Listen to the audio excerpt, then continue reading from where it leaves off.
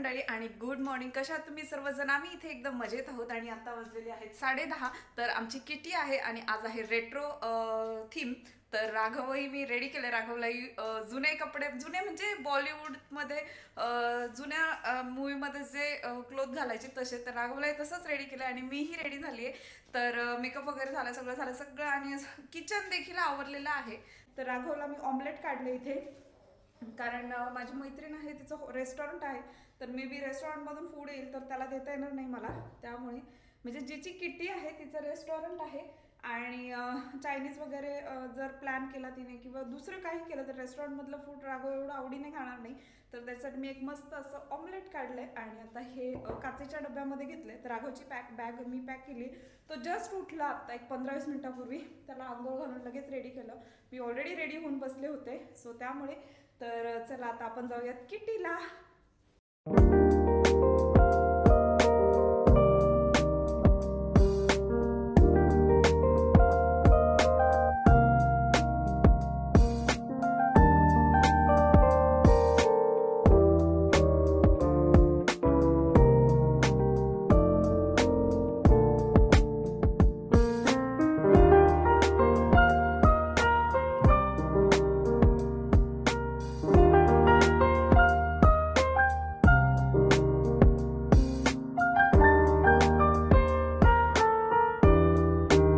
आणि अशा प्रकारे ज्यूस वगैरे पिल्यानंतर आमच्या थोड्याशा गप्पा वगैरे चालू झाला. सगळ्यांनी रेट्रो ड्रेस स्टाईल केली होती, म्हणजे रेट्रो थीम होती. तर त्यानंतर आम्ही जेवण वगैरे केलं हौजी खेळून.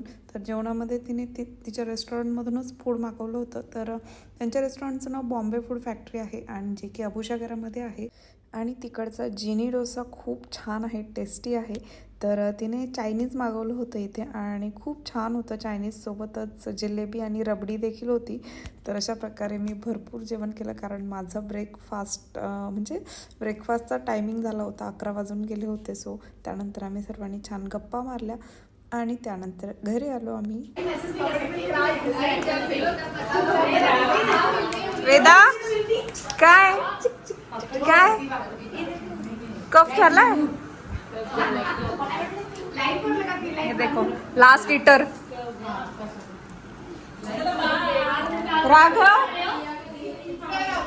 नमस्कार मंडळी. तर आत्ता वाजलेले आहेत 2. तर आम्ही आताच किटीवरून आलो. राघवला झोपवलं मी आणि मीही झोपणार आहे जरा वेळ, कारण सकाळी सगळं काम वगैरे आवरून गेले तर त्यात खूप उशीर झाला. म्हणजे मीही झोपणार आहे आत्ता आणि गावला यायला आता उशीर होईल, कारण आजच्या दिवस तिला स्केटिंग आहे या वीकमध्ये. सो संध्याकाळचं अजून काही प्लॅनिंग नाही, कारण ती तर पूर्ण बिझी असते. तिचंच मला रेडी करून द्यायला लागतं, म्हणजे आल्यावरती तिला जेवायला वगैरे घालायचं, कारण एवढी पूर्ण सकाळी 6:15 जाते, संध्याकाळी 5 वाजता वगैरे येते. सो त्यामुळे तर आत्ता मला किचन वगैरे क्लीन करायचं आहे आज संध्याकाळी. म्हटलं की एक इंडियाला जाण्याआधी एक छोटासा भाग आहे किचनचा थोडा क्लीन करेल, कारण इंडियावरून आले की गणपती चालू होत आहेत. सो म्हटलं की जे वस्तू लागत नाही आहेत तर त्या सध्या पॅक करून ठेवेल. ऑकेजनली लागतात त्या वस्तू वेगळ्या ठेवेल आणि ज्या नेहमी लागतात त्याच वरती ठेवेल फक्त, आणि ज्या वर्षातनं एकदा वगैरे लागतात त्या वेगळ्या काढून ठेवेल. तर हे संध्याकाळी करेल आता मी प्लॅनिंग. आणि आता मीही जरा आराम करते. काऊ आल्यानंतर पुढच्या कामाला स्टार्ट करेन, कारण रात्री राघव 12-1 वाजवतो, झोपतच नाही अजिबात. सो त्याच्यामुळे सोबत मी आता मस्त आराम करून घेईल. आणि झोपण्याच्या आधी म्हटलं पाणी थंड करून प्यावं, कारण खूप ऊन होतं, गरम होतं. सो त्यामुळे मग मी बर्फ करून ठेवते फ्रीजमध्ये. तर ते बर्फाचे जे खडे आहेत तेच टाकून देते बॉटलमध्ये थंड होण्यासाठी. सो मला एक 4-5 तास छान पाणी भेटतं थंड. तर गावी येते स्कूलवरून, तिलाही खूप आवडतं. जास्त थंड नाही आणि जास्त नॉर्मल, म्हणजे आपण पिऊ शकतो, आपल्याला जसं पाहिजे तसं आपल्याला ॲडजस्ट करता येतं त्यामुळे. तर अशा प्रकारे डिस्पेन्सर आणल्यामुळे मला इतके फायदे झालेत की मी म्हणजे भरपूर सारं पाणी पिते. आणि काय होतं की आपण बॉटलने जेव्हा पाणी पितो तेव्हा लक्षात राहत नाही, बॉटल दुसऱ्या रूममध्ये असेल वगैरे, परंतु किचनमध्ये माझं सारखं जाणं येणं होतं. सो त्यामुळे पिलं जातं. तर इथे इडलीचं जे बॅटर होतं तेही फर्मंट झालं होतं. आणि त्यानंतर इथे मी घेतलं होतं धणे भाजण्यासाठी, कारण मला धण्याची पावडर करायची होती. आणि बाहेरची धण्याची पावडर मी शक्यतो मोस्टली आणत नाही, कधीतरी आणली चुकून तर, खूप एमर्जन्सी असेल तर. परंतु शक्यतो मी अशा प्रकारे धणे आणते, ते छान रोस्ट करते आणि त्यानंतर थंड झाल्यावर त्याची पावडर वगैरे बनवून ठेवते.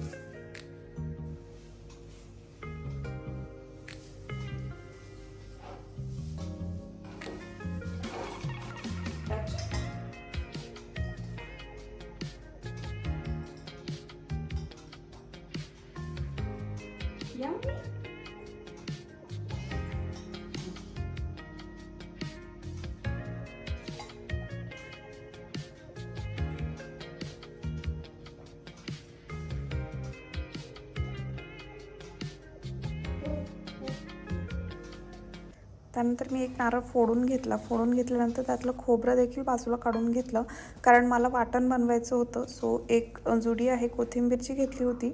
अशा प्रकारे तुम्ही पाहू शकता 6 कांदे, एक पूर्ण नारळ, 2 लसणाच्या कांड्या आणि एवढं आलं देखील घेतलं होतं. तर ते सगळं कट वगैरे करून घेतलं. काय म्हणले त्या मसाला वगैरे भाजायचा राहिला आणि इथे राघवलाही आणले माझ्यासोबत. झोपून काही दिलं नाही त्याने, लगेच उठला, मी झोपायला गेले आणि सो मी आता आरामाचं कॅन्सल केलं. म्हटलं रात्रीच झोपायला, सकाळी आवरून घेते आता कामं थोडं दुपारीच. तर आता आवरून घेते मी कामं आणि आता आम्ही गावाला घेऊन येणार आहोत. आणि या सगळ्यात झाला होता माझा जेवणाचा टाईम. सो 4-4:30च्या दरम्यान मी मस्त ऑमलेट वगैरे काढला, अवाकाडो घेतला आणि माझ्याकडे होतं हमूस, तर हमूस देखील घेतलं. तो माझा होता डिनर. आणि त्यानंतर मी छान इथे खोबरं भाजायला घेतलं, परंतु राघव मला काही करून देत नाही, काम सारखं मध्ये मध्ये येत राहतो. सो खोबरं छान लाल परतून घ्यायचं आहे, नाहीतर मग आपला मसाला आहे तर तो टेस्टला छान लागत नाही.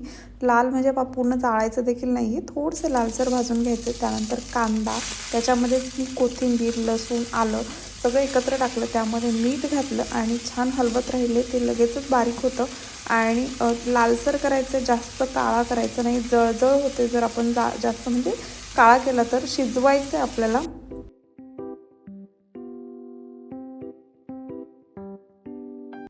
आणि संध्याकाळच्या जेवणामध्ये मला बनवायची होती मसूरची भाजी. तर मसूर मी 2 तास भिजायला घातले होते. सो त्यानंतर छान कुकरला लावून घ्यायचे मीठ घालून. आणि क्विक आहे, तुम्हाला एकदम म्हणजे घाई असेल किंवा मसूर असेल घरामध्ये शिल्लक आणि तुम्हाला आवडत नसतील तरी आवडतील, अशा प्रकारे एकदा तुम्ही ट्राय करून पहा, खूप टेस्टी बनते. परंतु यासाठी आलं लसणाची पेस्ट आहे तर ती मस्ट आहे. आलं लसणाची पेस्ट नसेल तर भाजी छान होत नाही. त्यानंतर मी ते धण्याची पावडर करायला घेतली, कारण माझ्याकडे बारीक चाळणी आहे. सो त्यामध्ये मस्त म्हणजे एकदम छान ग्राइंड झालेलं चाळू शकते मी. सो धण्याची पावडर अशी जर तुम्ही कराल ना तर भाजीलाही टेस्ट खूप छान येते आणि म्हणजे आपल्याला टेन्शन पण नसतं की बाहेरच्या याच्यामध्ये भेसळ वगैरे असते. आणि असं आहे की धण्याची पावडर ही रोजच्या जेवणामध्ये आपल्याला लागतेच. सो त्यामुळे आपण किती काळ भेसळ वगैरे खाणार. सो त्यापेक्षा अशा प्रकारे तुम्ही घरी ट्राय करून पहा.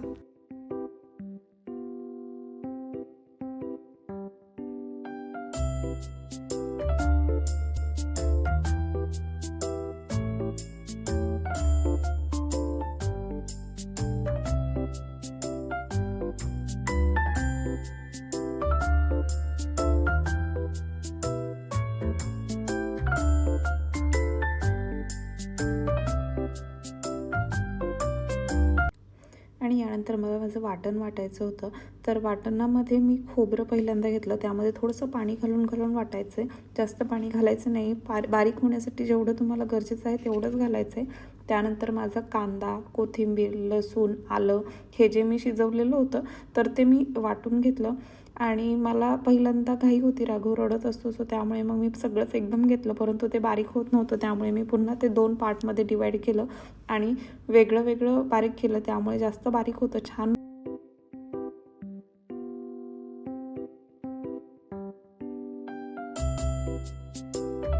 आणि अशा प्रकारे वाटण रेडी केलं, परंतु मला भाजी बनवायची होती, घाई होती खूप, संध्याकाळची घाई असते. आणि तेलामध्ये मी छान मस्त असं कांदा बारीक चिरून टाकला, तो परतला. त्यानंतर पुन्हा मी तूप घेतलं, तुपामध्ये मी माझी जिरी, मोहरी टाकली आणि त्यानंतर आलं लसणाची पेस्ट टाकली. छान परतायची आलं लसणाची पेस्ट. आणि परतून झाल्यानंतर मीठ वगैरे घातलं. मिठानंतर थोडंसं मी लाल तिखट घातलं. कोणताही घरचा मसाला, काळा मसाला, कोणताही मसाला, गरम मसाला घालायचा नाही, फक्त लाल तिखट घालायचं तुम्हाला जेवढं हवं तेवढं. आणि त्यानंतर आपण जे मसूर छान शिजवले होते तर ते त्यामध्ये घालून घ्यायचे.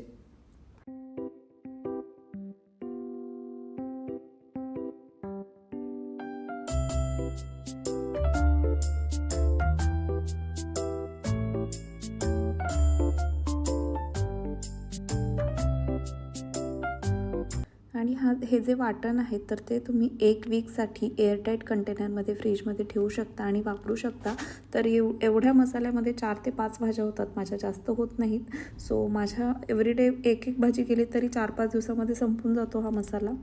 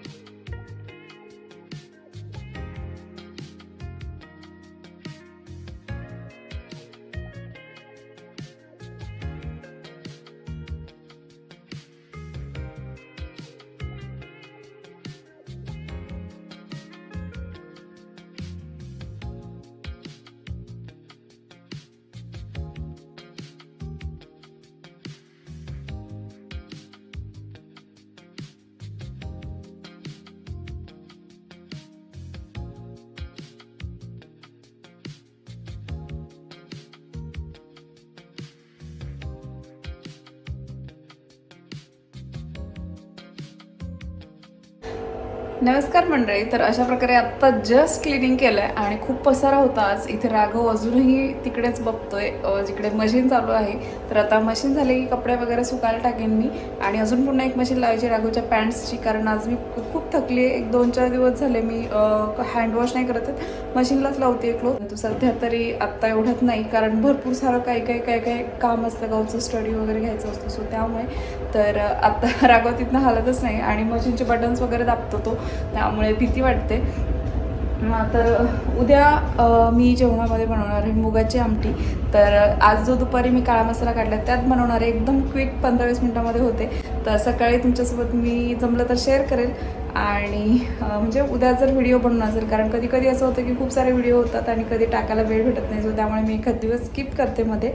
तर आत्ता मी दुपारी जो मसाला बनवला होता तो भरपूर साऱ्या भाज्यांना चालतो, इन्क्लुडिंग नॉनव्हेज, व्हेजिटेरियन्सला, नॉन व्हेजिटेरियन्सला आणि चिकन मटन वगैरे जर तुम्ही खात असाल तर त्यालाही.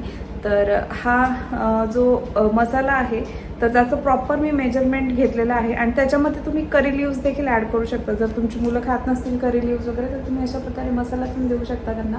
आणि मुलांचंच काय तर मोठी माणसंसुद्धा खात नाहीत, सो करी लिव्स हेल्दी असतात. तर तुम्ही असं ग्राइंड करून वगैरे त्यांना समजणारही नाही गेलेलं. तर मी आजचा ब्लॉग इथेच संपवते. तुम्हाला जर आजचा ब्लॉग आवडला असेल तर माझ्या चॅनलला सबस्क्राईब करायला विसरू नका. भेटूयात नेक्स्ट ब्लॉगमध्ये. तोपर्यंत बाय बाय.